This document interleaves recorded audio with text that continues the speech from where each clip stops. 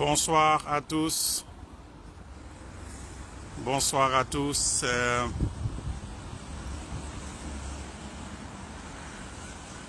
Une petite observation. On fait une petite virée nocturne vers le ciel de janvier. Donc une petite observation du ciel en ce moment sur Dakar. Et un très beau spectacle. Donc pour tous ceux qui ont la possibilité de sortir et d'observer, actuellement c'est en direct sur Dakar. C'est visible partout à travers le monde quasiment. Vous avez un très joli rapprochement de la Lune. Et juste en dessous de la Lune, vous avez la planète Vénus. Donc pour ceux qui n'ont jamais eu l'occasion de voir en live la planète Vénus, c'est le point très brillant que vous voyez sous la Lune actuellement. Si vous sortez donc depuis votre balcon, depuis votre terrasse, regardez vers l'ouest. Donc regardez vers l'ouest, là où le soleil s'est couché. Vous pouvez voir la planète Vénus, donc sous la Lune. Si je zoome un peu, voilà. Donc vous avez la Lune et vous avez juste en bas la planète Vénus. Et une deuxième planète encore, si vous remontez un peu, ce point que vous voyez, c'est la planète Saturne. Donc vous avez la Lune et deux planètes qui sont visibles dans la direction ouest.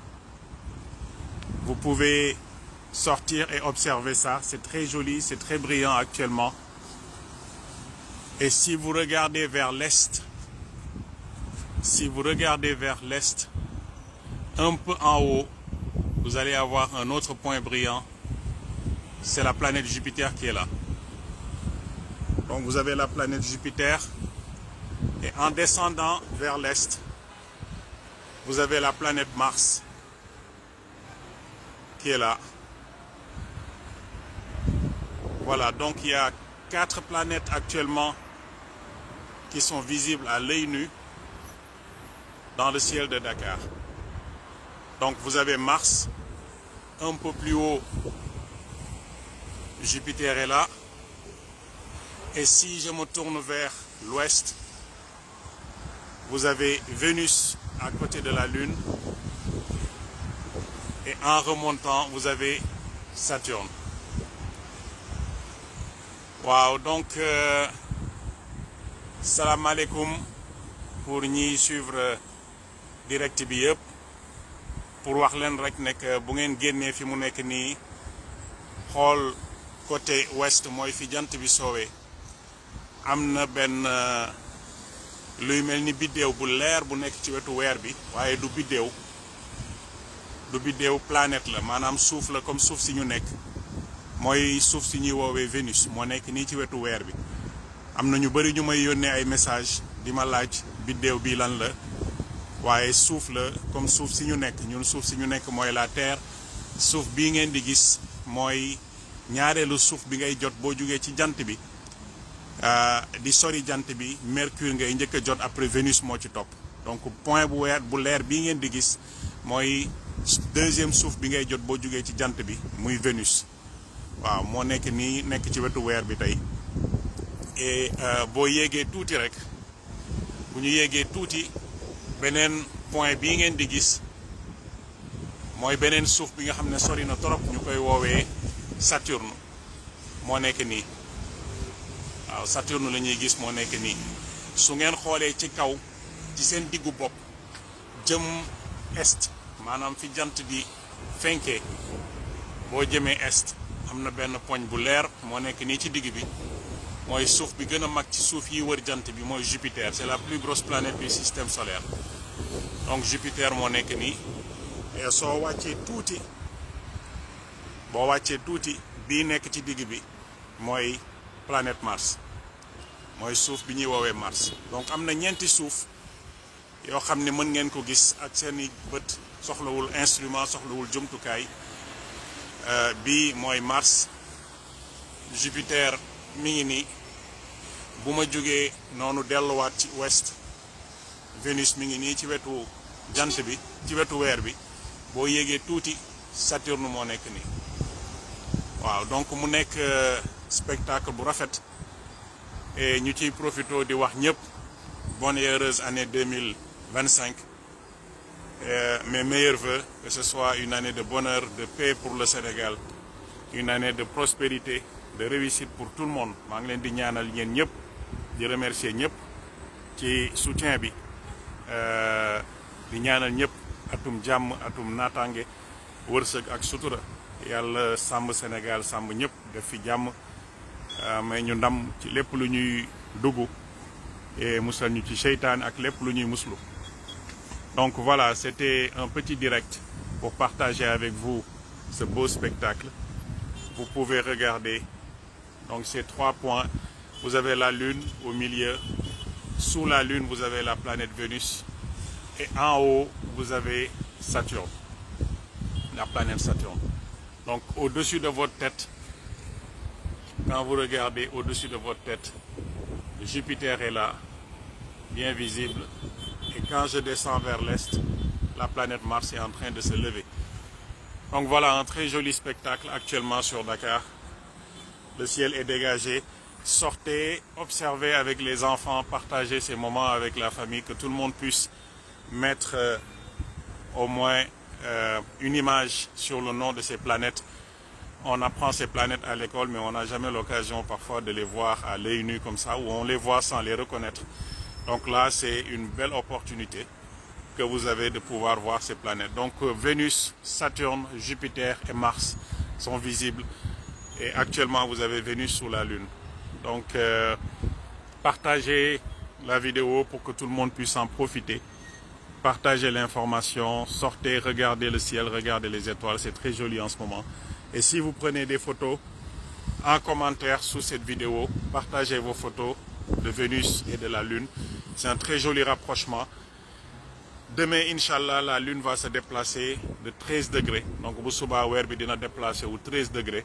Encore ci dox bi muy dox di wër suuf si. Et su ko defee dina gën a sori Vénus. Ni ñu jegante tey suba du mel noonu. Dina am distance bu gën a mag bu leen di tàqali. Donc, jege bi mu ko jege nii dafa nekk loo xamante ne du toujours lay am. Donc profité leen ci ngeen xool ko ñu ngi leen di jaajëfal kontaan nañ torop ci seen jàppale at bi yëpp 2024 ñu ngi gis seen ay messages ñu ngi gis seen ay commentaires activités yi ñu def yëpp dans le cadre professionnel avec l'agence sénégalaise d'études spatiales à travers le monde lu ñu ci def yéen a ngi commenté yéen a ngi félicité yéen a ngi encouragé.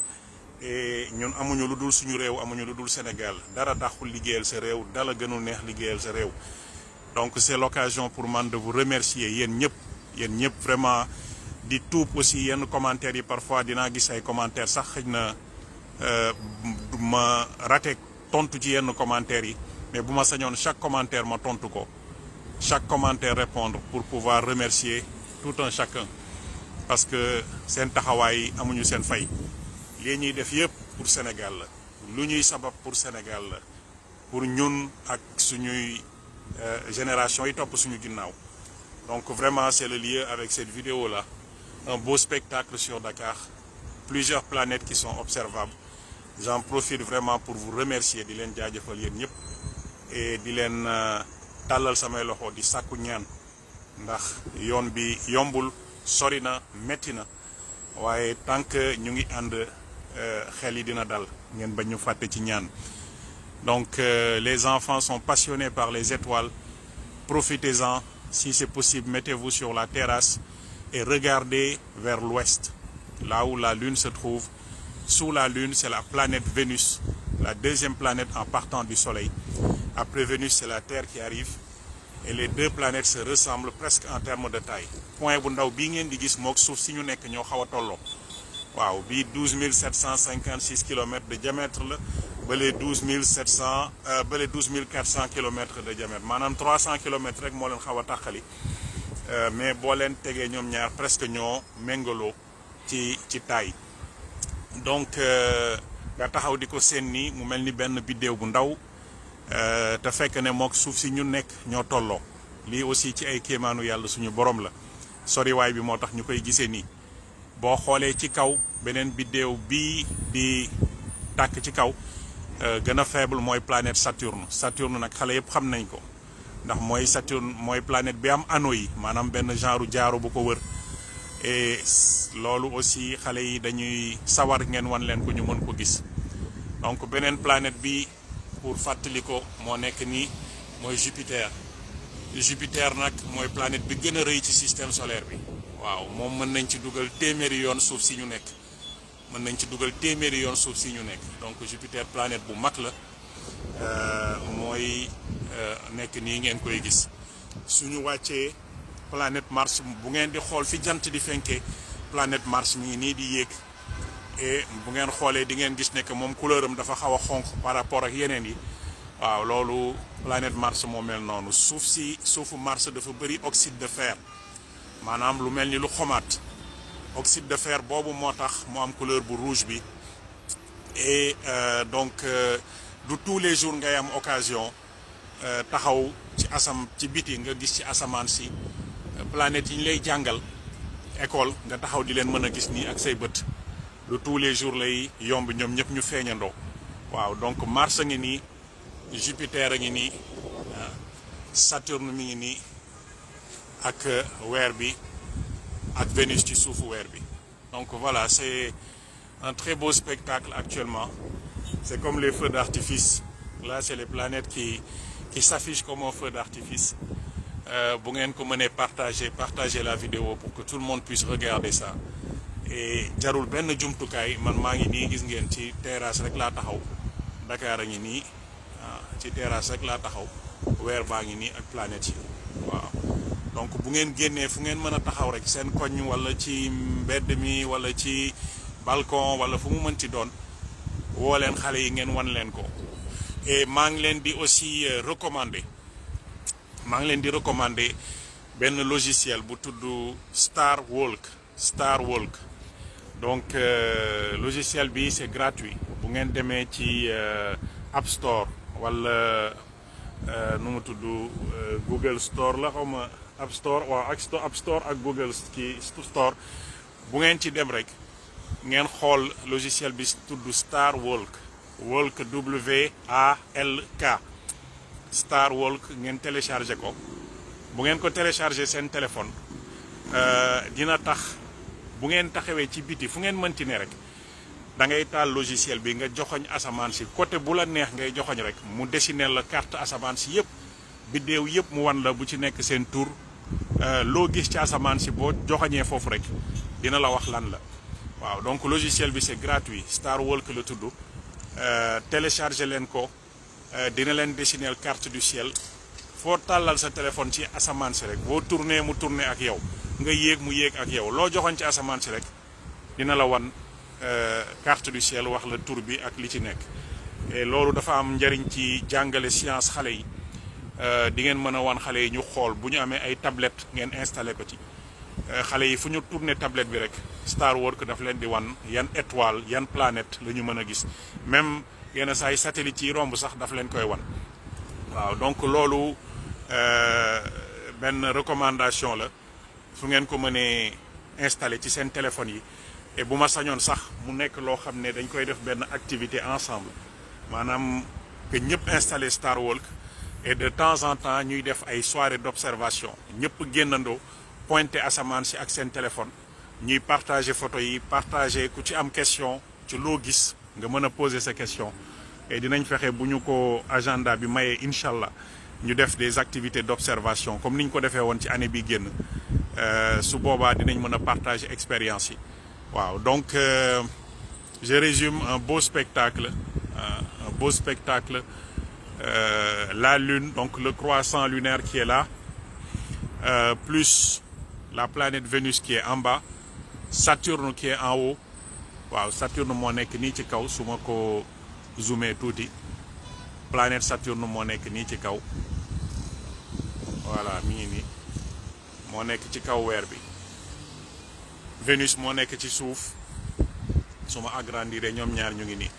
léegi am na beneen boo xam ne bëggoon naa ko aussi wane gis ngeen weer bi su ma agrandiré bu ngeen xoolee weer bi dafa mel ni beneen partie bi nga xam ne leeralu jant bi leeralu ko mi ngi feeñ tuuti mooy partie bi nekk ci kaw waaw partie bi ci suuf mooy leer moo def croissant bi parce que jant bi côté boobu la nekkee ci suuf donc lumière u jant bi moo koy leeral noonu waaye beneen partie bi ci kaw nga xam ne jant bi leeralu ko dafa mel ni mi ngi feeñ tuuti bu ngeen xoolee même seen ak seeni bët sans vidéo bi sax bu ngeen taxawee ci biti di ngeen ko gis loolu li ko waral mooy lumière u jant bi mooy ñëw dal ci suuf si ñu nekk donc la lumière du soleil vient taper sur la terre et retourne éclairer cette partie-là de la lune qui n'était pas éclairée par le soleil. Donc c'est comme un miroir, la lumière du soleil vient taper sur terre comme un miroir et retourne éclairer la surface de la lune. Et c'est ce qui fait que la partie même bi laqatu maanaam partie bi nga xam ne jant bi tiimu ko dafay feeñ parce que lumière u jant bi moo dal ci ñun suuf si delluwaat. On appelle ça la lumière cendrée. Donc la lumière cendrée, c'est ce moment où la Terre agit comme un miroir et renvoie la lumière du soleil vers la lune. Et donc c'est ça qui fait que cette partie-là est éclairée. Wow, donc vous avez une très belle photo à prendre, comme nii rek, la lune et la planète Vénus. Alors juste quelques caractéristiques de la planète Vénus. C'est une planète qui a un système nuageux qui est très dense. Donc maanaam nuage yi am ci Vénus dafa nekk nuage yoo xam ne dañu bëri ba chaleur bi jóge ci jant bi ñëw dal ci planète Vénus bi dafay dugg ci planète ba pare du génnaat mi ngi mel ni nga yor sa four tëj ko tàngaay bi nekk ci biir et looloo tax lumière ak énergie bi jóge ci soleil bi ñëw dugg ci biir planète Vénus dugg ci nuage yi bu xësee ba dugg nuage yi dañ koy emprisonné daf koy capté téye ko mu mel ni benn four et loolu bokk na ci li tax Vénus mooy planète bi gën a tàng ci système solaire bi yépp ndax système nuageux bi mu am mooy garder chaleur bi def ko comme genre four ñun tey fii Dakar defe naa température bi mi ngi nekk ay 23 degrés wala ay 24 Vénus instant bi température am moom mi ngi ci 480 460 480 degrés waaw donc 460 degrés ñun fii xalaatuñ ko sax bu defee 40 degrés rek mooy ñun ñu ngi wax dëkk bi dafa tàng mais Vénus température bi day egg ba 460 degrés wala 480 degrés à la surface waaw donc mooy planète bii ngeen di gis suufu weer bi planète bi gën a tàng waaye planète bi gën a nuru suuf si ñu nekk ci wàllu taay yaatuwaay ñoom ñaar ñoo tolloo presque yaatuwaay suuf si ñu nekk ak point bu ndaw bii ngeen di gis ñoo nuru presque tolloo ci wàllu yaatuwaay waaw donc lii yëpp ay kéemaan la rek yoo xam ne boo ko gisee ça doit nous pousser à faire beaucoup plus de recherche à faire beaucoup plus xëy na attention aux sciences astronomie dafa nekk science bu am solo science xam-xam bu yaatu di wax rek ne que astronomie du séntu weer kese nit ñi fii souvent dañ koy jaxase waaye astronomie du séntu weer astronomie du séntu weer astronomie mooy jàng lépp li nga xamante ne moo nekk ci univers bi ni mu juddoo ni muy doxee ni muy évoluer loolu yëpp astronomie moo koy def waaw donc biddéew yi galaxie yi nébuleuse yi lépp lu am ci àdduna bi jëm ci wàllu physique ak mathématique astronomie moo leen di boole di jàng li nekk ci univers bi ni muy doxee waaw donc fii nag xëj na dañ ciy wax yenn saay ci wàllu séntu weer mais astronomie du séntu weer waaw séntu weer benn activité la rek boo xam ne dañuy jëfandikoo astronomie mais astronomie mooy jàng planètes yi jàng étoiles yi jàng yi ñu mënul a gis sax ay matière noire beeg énergie noire cosmologie comment l'univers évolue yooyu yëpp astronomie moo koy def waaw donc mi ngi noonu chers amis xam naa sama batterie moo may waaj lâché loolu la may signaler donc merci beaucoup à tous partagez la vidéo pour que tout le monde puisse profiter le spectacle est encore visible je pense pour encore 2 heures de temps donc nit ñi mën nañu génn xool ko bu subaa weer bi dina sori Vénus lu wuteeg tey et ma ñaan leen benn exercice boo xam ne mën nañ ko def ku ko mën na nga photo tey weer bi ak Vénus nii ñu mel bu subaa bu yàlla defee asamaan si leer nga photowaat leen xool weer bi ni mu doxee ci diggante bi ba séparé wu ak Vénus nga comparer ñaari photo yi donc en résumé vous avez la lune avec la lumière cendrée c'est la partie qui n'était pas éclairée par le soleil, mais qui reçoit la lumière réfléchie par la planète Terre. En bas de la Lune, vous avez le point très brillant, c'est la planète Vénus. En haut de la Lune, donc, vous avez un point peu lumineux, c'est la planète Saturne. Et si vous regardez au milieu du ciel, le point le plus brillant actuellement, c'est la planète Jupiter. Et quand vous regardez vers l'est, vous avez un point qui est un peu rougeâtre, c'est la planète Mars. Donc les 4 planètes, Mars, Jupiter, Saturne et Vénus, sont observables. Boo ci dollee suuf si nga nekk tey muy la Terre, ça fait 5 planètes yoo xam ne mën nga ko identifier ci guddi gii ñu nekk. Waaw, donc je tourne un peu vers le sud, sud-est. Point bii ngeen di gis, c'est l'étoile la plus brillante du ciel. Bii mooy biddéew bi gën a leer ci biddéew yi am ci asamaan si ñuy gis, moom la ñuy woowee Sirius. Donc Sirius mi ngi nii à côté de la constellation d'Orion. Donc Orion moo nekk nii vers l'est, et bu ngeen xoolee di ngeen gis ñetti biddéew yi nga xam ne nii la ñu aligné woo. Sama mbokk Halpulaar yi xam nañ ko, moom la ñuy woowee defe naa Baawu-Ngal. Moo nekk nii ñetti biddéew yi ñuy wax Baawu-Ngal moo nekk nii. Waaw, ñetti biddéew yi nag mooy la ceinture d'Orion. Suñu mbokk Halpulaar yi moom la ñuy wax nekk benn waay buy dàqe borom benn borom maanaam borom mbaam muy dàqe sàcc bi sàcc mbaamam. Donc mbaam bi moo nekk ci kanam, sàcc bi topp ci, borom mbaam bi topp ci. Waaw, defe naa noonu lañ koy expliquer. Sama mbokk Halpulaar yi na ngeen ñu compléter l'histoire u Baawu-Ngal boobu ñuy wax. Donc moo nekk nii, c'est la ceinture d'Orion. Ces 3 étoiles qui sont quasiment parfaitement alignées. Et bu ngeen wàccee tuuti ci suuf di ngeen retrouver l'étoile Sirius moo nekk nii. C'est l'étoile la plus brillante du ciel. Donc Sirius est là. Donc regardez vers le sud, vous avez Sirius et les 3 étoiles de la ceinture d'Orion. Vous regardez en haut, vers le milieu, vous avez Jupiter. Vous regardez vers l'est, vous avez Saturne. Vous regardez vers l'ouest, si je tourne, vous avez la Lune, Vénus et Saturne. La Lune, Vénus et Saturne. Donc à l'est, c'est Mars.